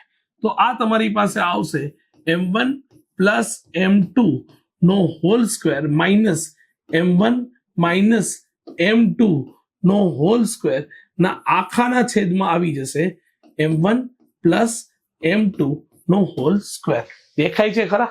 હા દેખાય છે. ચલો એટલું ટેન્શન નથી. ચલો ડન. તો ભાઈ સાહેબ તમારી પાસે જે ફાઇનલ આનું સાદુરૂપ જે છે એ આપશો એટલે આવશે 4m1 m2 upon m1 plus m2 નો હોલ સ્ક્વેર. ચલો ડન. ક્લિયર છે? આટલી વસ્તુ ખબર પડી? હા કે ના બોલી જા ચાલ પેલા. યસ, પરફેક્ટ છે. તો હું અહીંયા f1 ક્યાં લખું? ચાલ એક કામ કરું, પાછળ લખી નાખું f2. તો f2 તમને મળશે 4m1 m2 ના છેદમાં શું આવશે m1 પ્લસ m2 નો હોલ સ્ક્વેર મળી જશે. એની સાપેક્ષે f1 શું મળ્યા? f1 મળ્યા તમને m1 માઇનસ m2 નો હોલ સ્ક્વેર ના છેદમાં શું મળ્યા m1 પ્લસ m2 નો સ્ક્વેર. ચલો ડન. હવે તમને શું કીધું છે તો કે ભારે પાણીને એ તો બધું પછી જોઈ લો. સૌથી પહેલા ન્યુટ્રોનનું દળ કરતા ફક્ત થોડા ઘણું વધારે જ હોય તેમની સ્થિતિસ્થાપક અથડામણ માટે એ બરાબર. પણ ડ્યુટેરિયમ કે કાર્બન જેમાં તેનું દળ કરતા થોડું વધારે છે, તો સૌથી પહેલા ડ્યુટેરિયમ માટે જોઈએ. ડ્યુટેરિયમ માટે તમારે શું લખવાનું છે? ડ્યુટેરિયમ માટે લોજિકલી તમારે જે છે એ તમારે લખવાનું છે ડ્યુટેરિયમ માટે M2 is equal to 2M1 લેવાનું છે. ચલ M2 is equal to 2M1 લઈ લો તો તમારે જે છે એ જવાબમાં F2 બરાબર શું આવશે? F2 M2 બરાબર 2M1 બરાબર. એટલે M1 એમના એમ રહેવા દો, M2 ની બદલે શું લેશો? 2M1 લેશું ના છેદમાં M1 પ્લસ M2. M1 કેટલો છે? તો કે એ તો M1 જેટલો જ છે. M2 કેટલો છે? 2M1 જેટલો છે અને એનો વર્ગ કરવાનો છે બરાબર. તો 4 દુને 8 M1 નો સ્ક્વેર આવી જશે ના છેદમાં આ શું આવી જશે 3 અને 3 નો વર્ગ એટલે 9 M1 નો સ્ક્વેર આવી જશે. ચલો આ કેન્સલ થઈ ગયું તો આ થઈ જશે તમારી પાસે 8/9 અને F1 શું આવી જશે? તો કે F1 તમારી પાસે આવી જશે M1 એમના એમ M1 માઇનસ M2 કેટલા 2M1 આનો હોલ સ્ક્વેર થઈ જશે ના છેદમાં શું થઈ જશે? તો કે M1 પ્લસ 2M1 નો હોલ સ્ક્વેર થઈ જશે. એટલે આ આવી જશે માઇનસ M1 નો સ્ક્વેર એટલે આ માત્ર M1 નો સ્ક્વેર ના છેદમાં શું આવી જશે? 3M1 નો સ્ક્વેર. અગેન M1 નો સ્ક્વેર તો 3/1/3 થઈ જશે. ચલો ડન. F1 અને F2 ની આ કિંમતો મિનિટ હા બરાબર, કારણ કે આ વસ્તુની કિંમતો સીધો જ જવાબ મૂકી દઈએ ને આપણે. હા થેન્ક યુ. યસ. તો F1 ની આ કિંમતો તમને જ્યારે મળી જાય તો તમને એવી બુદ્ધિ ચાલવી જોઈએ કે F2 જે છે બરાબર છે, હા ડ્યુટેરિયમ માટે આટલી વસ્તુ મળશે અને આમ બી એનો જવાબ જો હું તમને લખીને આપું ને તો આને પર્સન્ટેજમાં કન્વર્ટ કરશો ને એટલે આ નિયરલી ઇક્વલ ટુ 11% આવશે અને આ નિયરલી ઇક્વલ ટુ 89% આવશે. તો તમને જે વસ્તુ આ કીધી હતી ને કે ન્યુક્લિયસ બતાવો કે ન્યુટ્રોનની મોટા ભાગની ગતિ ઉર્જા ગુમાવી શકે છે, તો 11% જેટલી જ ઉર્જા પોતાની પાસે બચી અને 89% જેટલી ઉર્જા જે છે એ શું થઈ? તો કે એને ન્યુક્લિયસને આપી દીધી. કારણ કે F2 જે છે એ શું છે? તો કે F2 જે છે એ મોડરેટિંગ ન્યુક્લિયસ એટલે કે જેનું વિખંડન કરવાનું છે એ ન્યુક્લિયસને તમને મળતી ઉર્જા હતી. કોના કારણે? તો કે જે ગતિમાન તમારો જે ન્યુટ્રોન હતો એના કારણે. તો ગતિમાન ન્યુટ્રોન ભટકાઈને બહાર નીકળો ત્યારે એની પાસે માત્ર 11% જેટલી ઉર્જા બચી અને 89% જેટલી ઉર્જા કોને આપી દીધી? તો કે એ જે સમસ્થાનિક હતો એને આપી દીધી. હવે જો તમે ડ્યુટેરિયમને બદલે કાર્બન વાપરો છો તો ખાસ વસ્તુ અહીંયા એક નોટ ડાઉન કરી લેજો કે કાર્બન માટે તમારે એક જ વસ્તુ લેવાની છે. શું લેવાનું છે? તો કે M2 બરાબર કાર્બન માટે M2 બરાબર 12M1 લેવાનું છે. ખાસ વસ્તુ સમજી લો, કાર્બન માટે તમારે M2 બરાબર 12M1 લેવાનું છે. સેમ F2 ની ગણતરી કરજો, સેમ F1 ની ગણતરી કરજો અને પર્સન્ટેજ હું તમને ડાયરેક્ટ લખીને આપી દઉં છું. કાર્બન માટે એ જ પર્સન્ટેજ જે છે એ 76.6 અને 28.4 બરાબર. એટલે આ જે છે 76.6 તમારા જે છે એ પેલામાં મળશે, અહીંયા 76.6 અને આ મળશે 28.4 જેટલા પર્સન્ટેજ મળવા જોઈએ. છતાં હું કહું છું calculation is up to you guys. ચલો ડન, ક્લિયર છે? આટલી વસ્તુ ખબર પડી. અટપટો નથી, દાખલાઓ થોડોક સમજવા લાયક છે. ફરીવાર તમે એક વખત રિવાઇઝ કરીને જોઈ લેશો તો આવડી જશે. ભાઈ અગેન હું તમને કહું છું કે આમાં બીજું કશું છે નહીં. અથડામણ જે છે ન્યુટ્રોન માટે કાઇનેટિક અને અંતિમ ગતિ ઉર્જા V1F નું આ સૂત્ર જે છે યાદ રાખી લો બરાબર. બંને માટેનો જે કેટલામો અંશ પોતાની પાસે ગુણોત્તર લઈ લો, ફાઇનલી ગુણોત્તર આટલો આવે અને મોડરેટરને મળતો જે ભાગ છે અને એની પહેલા પોતાની પાસે રહેતો ભાગ છે બંનેનો સરવાળો 1 થઈ જાય. તો એના માટે F2 ને સૂત્ર કરતા બનાવીને સૌથી પહેલા F2 મેળવી લો.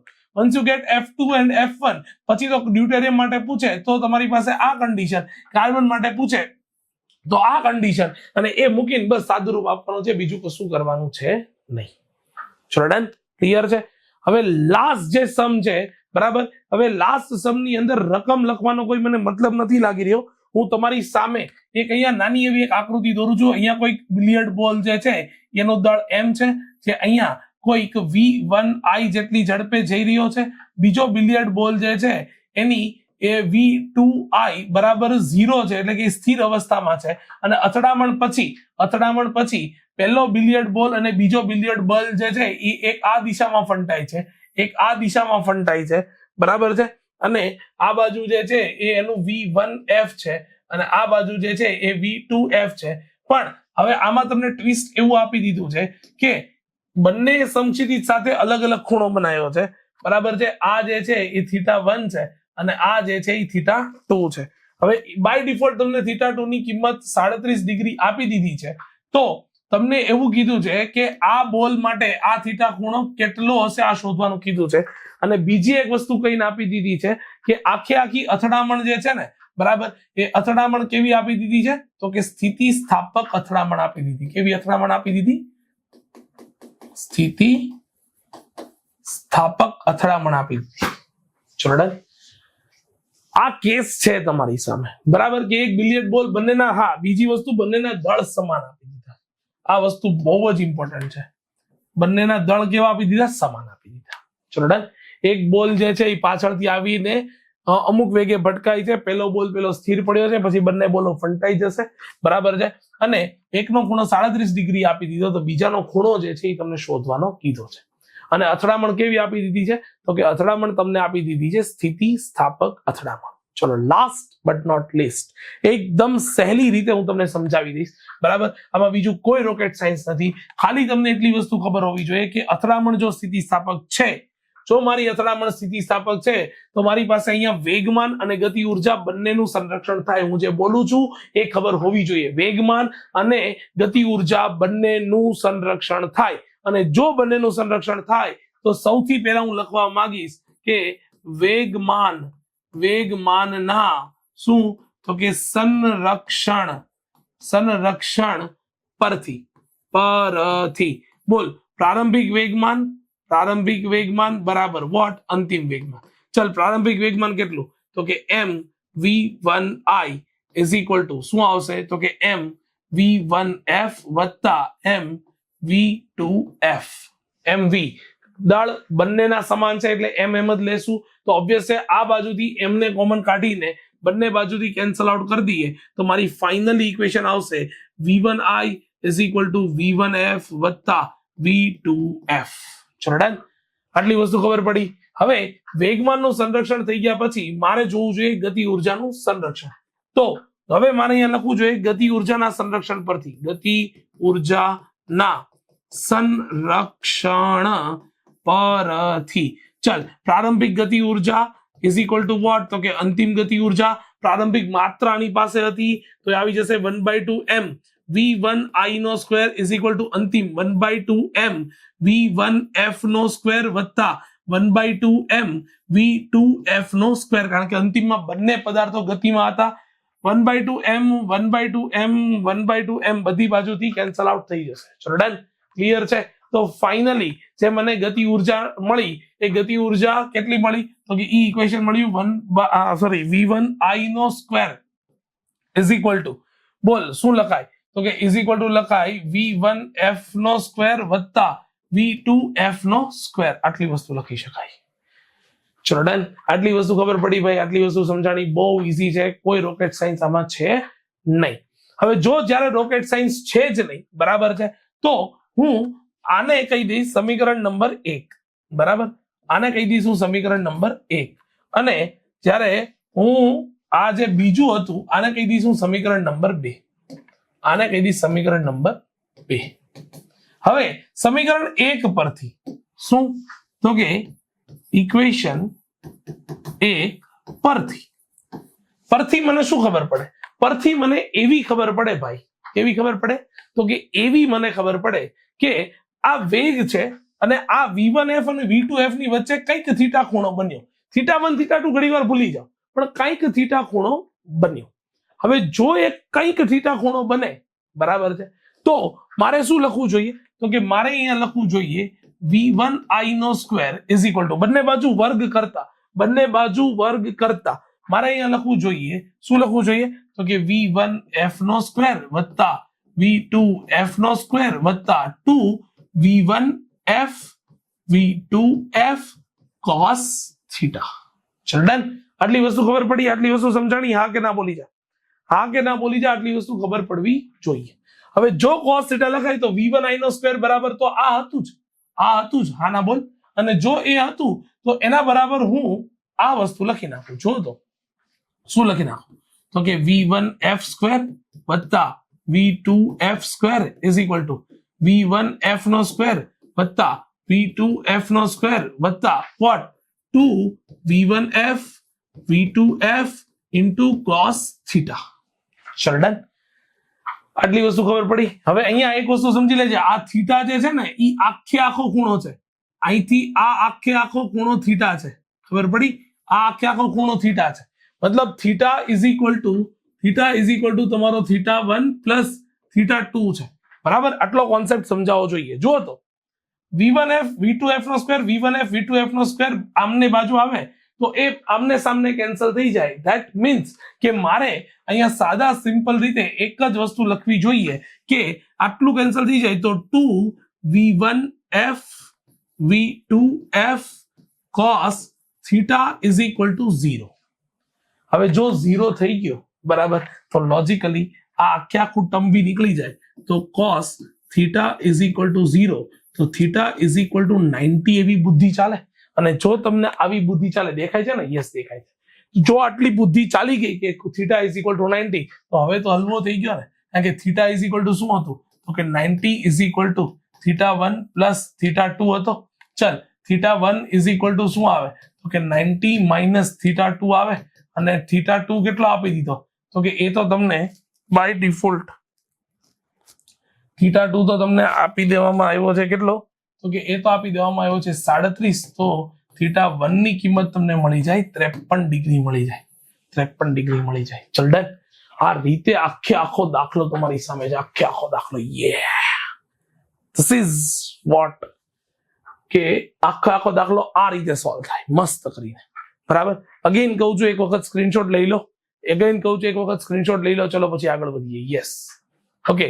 તો આ હતા તમારા ઉદાહરણોના દાખલા. એકદમ સરસ મજાના મસ્ત કરીને તમે ભણ્યા બાદ એટલી વસ્તુ સમજી લો કે તમારા આ જ રીતે દાખલાઓના કોન્સેપ્ટ ક્લિયર કરવાના છે. હજી કહું છું તમારા ફ્રેન્ડ સર્કલ સુધી આટલા વિડીયો શેર કરી દો.